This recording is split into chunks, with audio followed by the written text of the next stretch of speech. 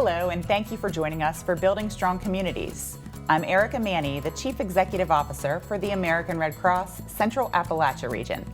This show will aim to provide you with vital information to keep you and your loved ones safe and to help build a strong and resilient community. The mission of the American Red Cross is to prevent and alleviate human suffering in the face of emergencies by mobilizing the power of volunteers and the generosity of donors. The Red Cross aspires to turn compassion into action so that all people affected by disaster across the country and around the world receive care, shelter, and hope. Our communities are ready and prepared for disasters. Everyone has access to safe, life-saving blood and blood products. All members of our armed services and their families find support and comfort whenever needed. And in an emergency, there are always trained individuals nearby, ready to use their Red Cross skills to save lives. Through this show, we'll provide you with critical life-saving information for you, your family, and our communities. Our guest today is Angie Heyer, who is the Human Resources Manager and Community Relations Director for U.S. Methanol and serves on the American Red Cross Central Appalachia Region Board of Directors. Welcome, Angie. Thanks for joining us. Thank you for having me. Can you tell us a little bit about yourself? Well, I am a native West Virginian. I grew up in a small, charming town about 2 hours north of Charleston in Buchanan and still have family there. I went to school at the University of Charleston and received dual degrees in business administration and accounting, and liked Charleston so much that I made it home. So I've been here for a little more than 26 years. I live here with my teenage daughter. She's a rising junior at George Washington High School. Well, you are also highly engaged in your work, and that's with U.S. Methanol. Can you tell us a little bit about the construction of U.S. Methanol and now production of Liberty One and Institute? Sure.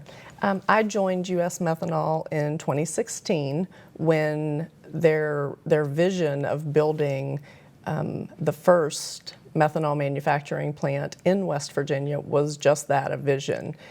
So it was a long process. We broke ground in 2017, and then we started construction shortly after that.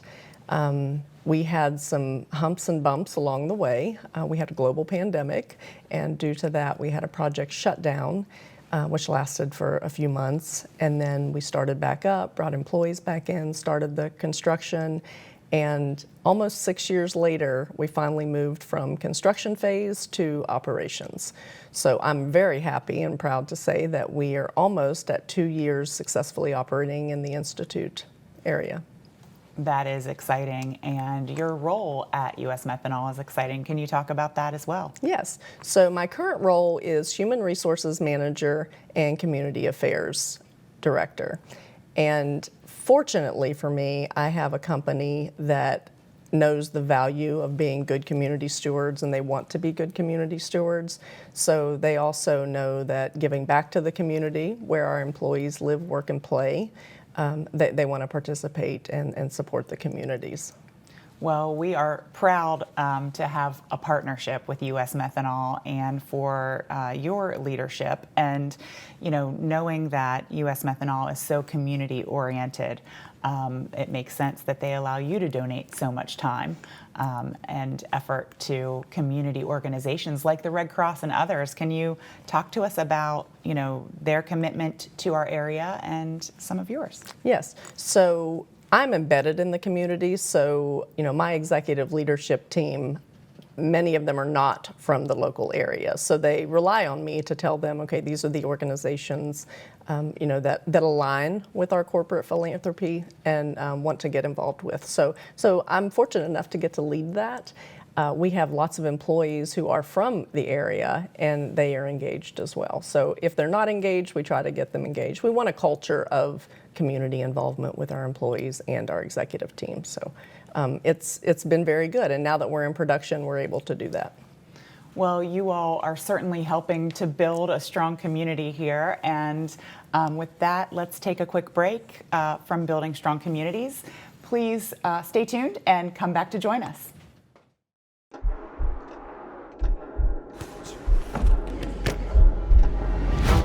few seconds can change the course of our entire lives. As we overcome hurdles, defy odds, and cling to every win, we train to respond to life's biggest moments. But when you're racing against the clock,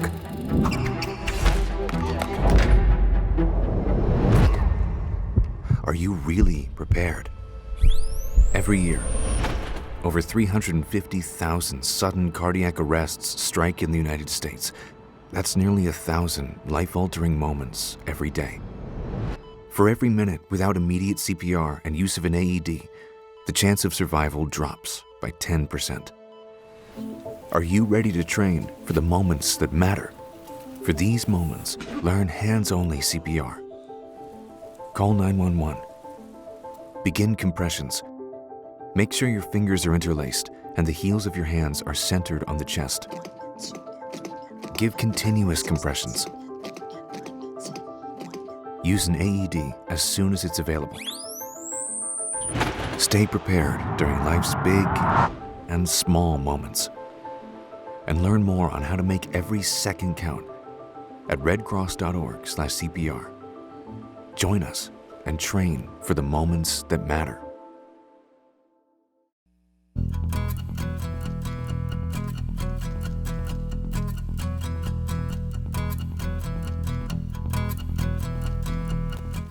Angie, we were talking about U.S. Methanol's commitment to our area. Can you tell us a little bit more about U.S. Methanol in our area? Yes. So one of the things that I liked about U.S. Methanol when I first interviewed with the company and found out the story behind it, we were charged with trying to hire as many local members for our team that we could. We were able to do that. So successfully, the majority of our our employees, 75 to 80%, are from local communities.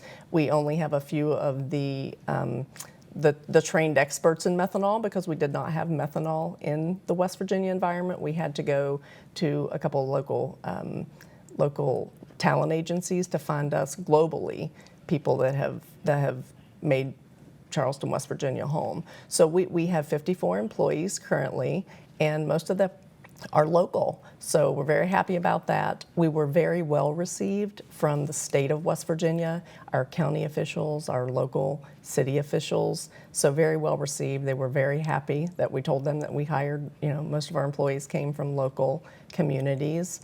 And we have a very good team, so we're very excited to have all of those employees. We have 54 currently. We expect to have about 60. These are very nice jobs. As we've seen many years in the past, chemical companies leaving the Kanawha Valley, it was a very nice presence for us to come into the Kanawha Valley and bring these jobs. We had a challenging time getting this plant here. We purchased the plant out of bankruptcy, and the plant operated successfully for many, many years. It was closed due to economic conditions. So when we purchased this plant out of bankruptcy, logistically it was already a challenge. We had to disassemble it, put it on barges, bring it across the pond to Charleston, West Virginia. So logistically that was already challenging. So we anticipated using a lot more of the equipment once we got it here and rebuilt the plant. That did not happen. Unfortunately, whether it was due to the travel to get it here, inspections are much more strict here than they are in Brazil. We were unable to use much of the equipment that we brought here. So we basically have a brand new plant in Institute, West Virginia, where safety is paramount. It's gold standard, and we hope to run for hundreds of years. Well, we're so lucky to have, a company that cares about, local jobs, as well as then making sure that their employees can be engaged in our communities like you are. And so I wonder if you can tell us about how you've been engaged in the community. So I have been, again, embedded in this community for many, many years. So through these years, I've made lots of professional friendships, personal friendships. I'm a very social person, so I like to get involved.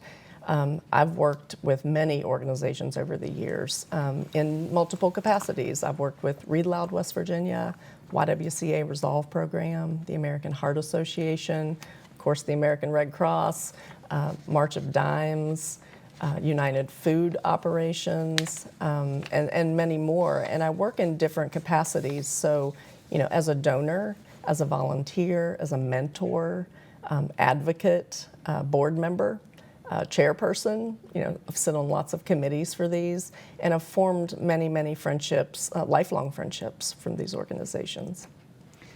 So, it seems that it's very important for you to be highly involved in giving back. Can you talk to us about that? Yes, absolutely. So I have always felt that giving back is a civic duty of not just myself, but everyone. And it feels good to do good. So it's just as rewarding for me as it is impactful for the organization. One of the things I loved about the University of Charleston is in their mission, I honor that mission because their mission is they want to educate their students to live a productive life, enlightened living, and community involvement. So it was a really nice marriage for my education and something that I've just always wanted to do. I encourage my daughter to do the same. I encourage my employees to do the same. So it's just I feel that everybody should give back to their communities where, again, you live, work, and play, and then it just makes society better. Well, we're so grateful at the Red Cross to have board members like you who are so engaged in so many community organizations and activities because it brings us together in our nonprofit sector. You jumped right in as a Red Cross board member and got highly engaged. And I wonder if you might be able to talk to us about what you learned since becoming a Red Cross board member. Yes, so I sometimes feel like I'm overcommitted, and what I strive to do is not commit to a board seat if I can't be an active board member. I would rather just volunteer in some other capacity. With the Red Cross, before I joined the Red Cross, like many, I knew you were a humanitarian organization. You helped in disasters and crises, but I didn't realize until I joined the board to what extent helping during a disaster really means. You are a lifeline, the lifeline to these people that have these natural disasters, probably the worst thing that's ever happened to them in their lives, and maybe the only lifeline. And that's shelter and food, a hug, a warm sentiment to make them feel like they're not alone. So that was impactful to me. There were so many remarkable things that I learned about the Red Cross now that I'm on the board. Probably one of the most remarkable things is that 90% of the Red Cross's work is done by volunteers. That was fascinating and remarkable to me. Also, the many levels of services that the Red Cross does. I mean, with veterans, blood donors, blood drives, sound the alarm, smoke alarms. It's just fascinating. It's a wonderful organization. Well, thank you. You've mentioned so much of what we do, and I think it's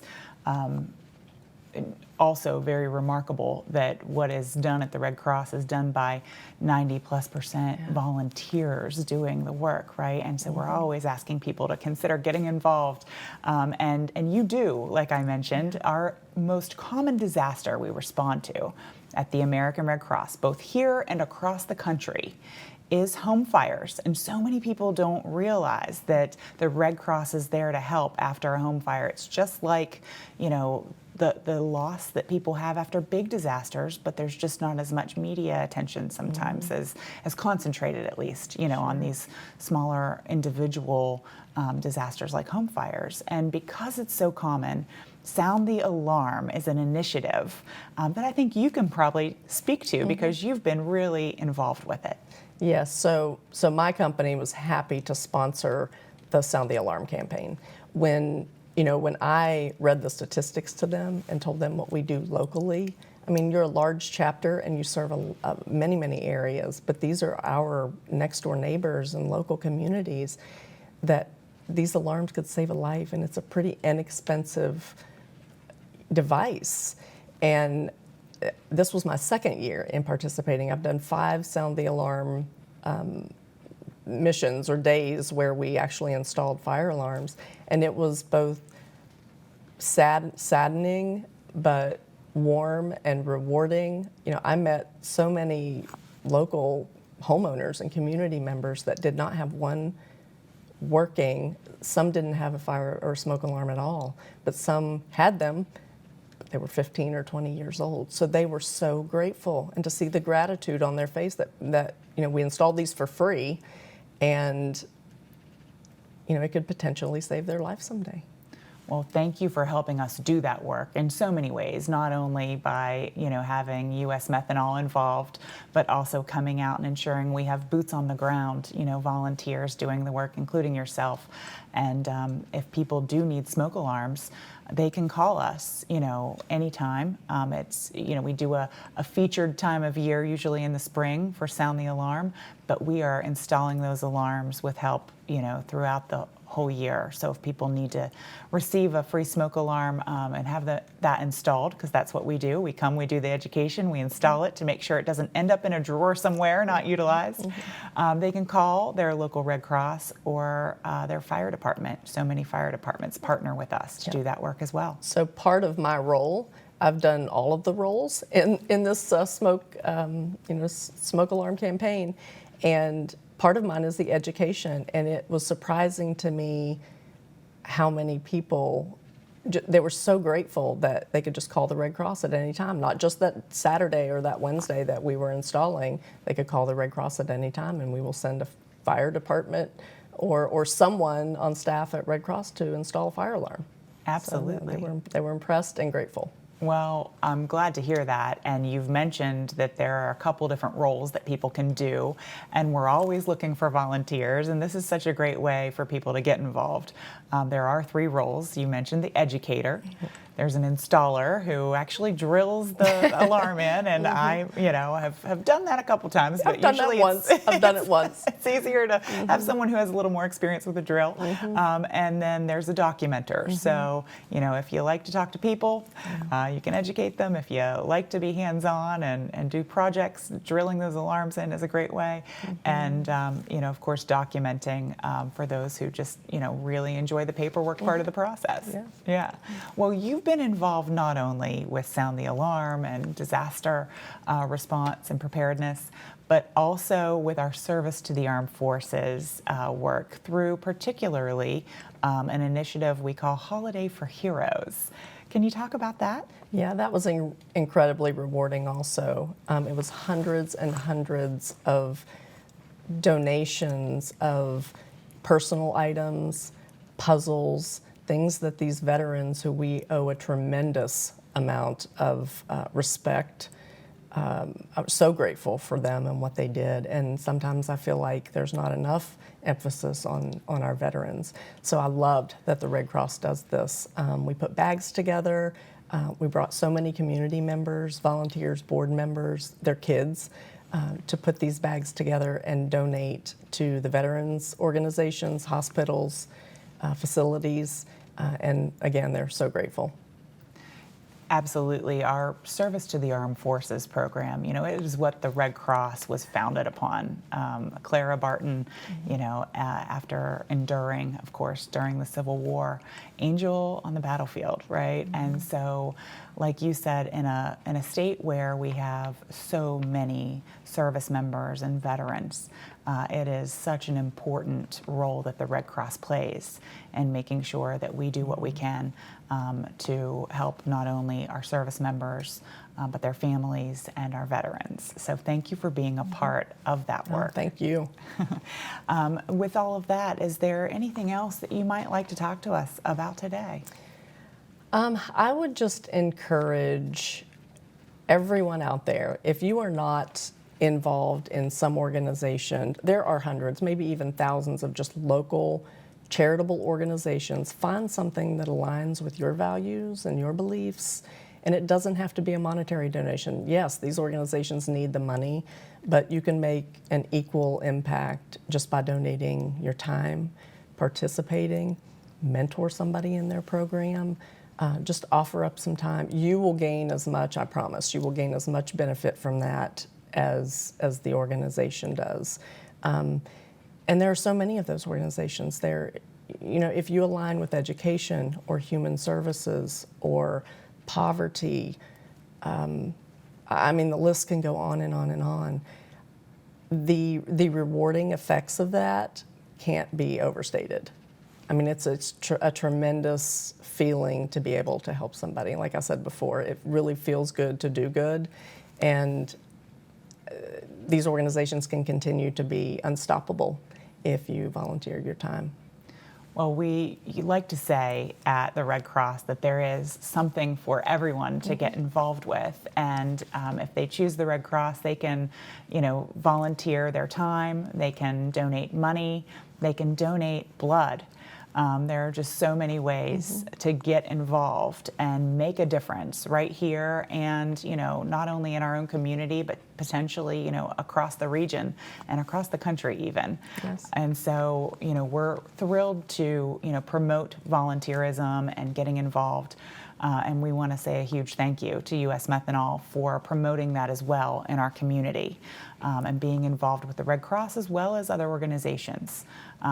Like I said, as board members on a Red Cross board, we're always so excited when we have the people who are involved in so much, right? Almost too much. Sometimes they say, gosh, can I do one more thing, right? It's because it's connecting us to so many other organizations through even one individual who might be involved in a couple of different boards and activities, bringing us together in the community. And you certainly do that for us, Angie. And this has been a wonderful opportunity to share your experience and some information not only about the Red Cross and U.S. Methanol, but about why it's so important to be involved as a volunteer in the community. Thank you for doing this. You're welcome.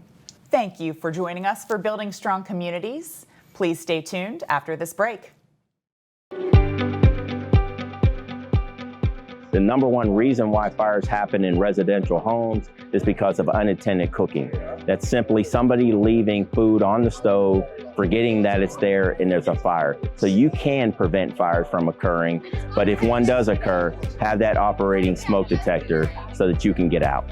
So as we go into these winter months, it's really important for folks to know that November, December, January, that's the highest month for fires, and mostly because of heating, right? So whether you're using a fireplace, you're using your furnace for the first time, you're using space heaters, using candles, your home more often, that's when these fires occur. So we would ask you first, check your furnace, have your first furnace inspected. If you're going to use a space heater, remember space heaters need space. So need 3 feet around them at all times. Never have them operating when you're sleeping. Even when you're using a fireplace, make sure it's been inspected. Make sure that you're always in the room when that fireplace is going. And so what I can tell folks is make sure that you close your door to your bedroom so that you limit the smoke travel. If the fire's outside of your bedroom, you limit the smoke travel into your space. But even if the fire occurred in your bedroom, you want to limit the induction of oxygen, which will increase the size of the fire. Unfortunately, we do see these type of events every day, and we want people to know that there is something they can do to first save themselves before we ever arrive on scene. We always want citizens to recognize that they can do something to prevent this from happening. And so there's a lot of prevention information that's out there that's available, whether it's through the Red Cross, whether it's through NFPA. There's a lot of information to prevent the fire from ever occurring in the first place. So having that operating smoke alarm in your home, that's your first line of defense. Knowing a way out, knowing more than one way out of your house is very important.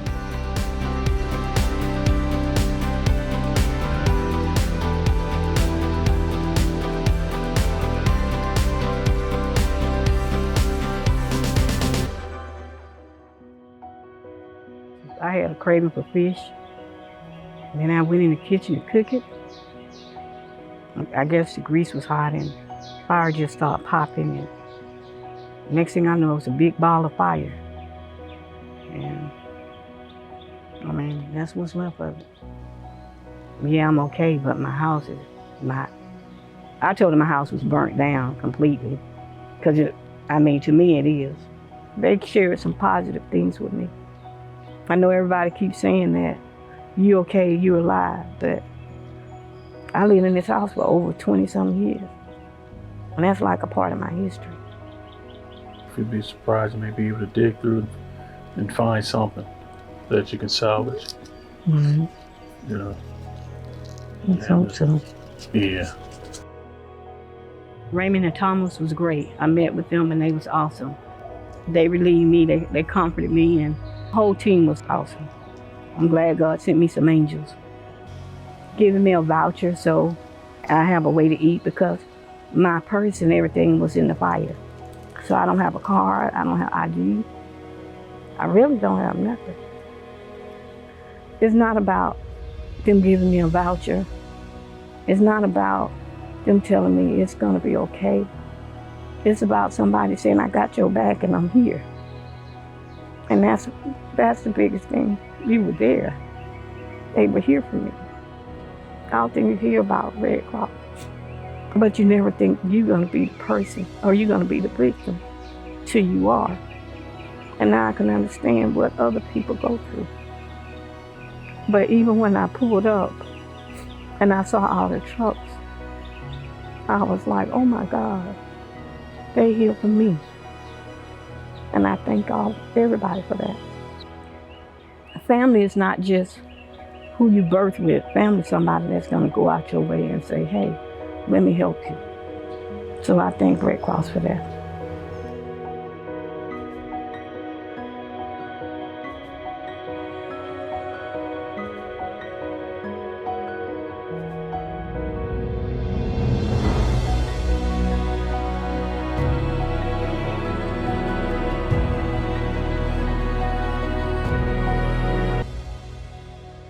We hope you enjoyed this episode of Building Strong Communities.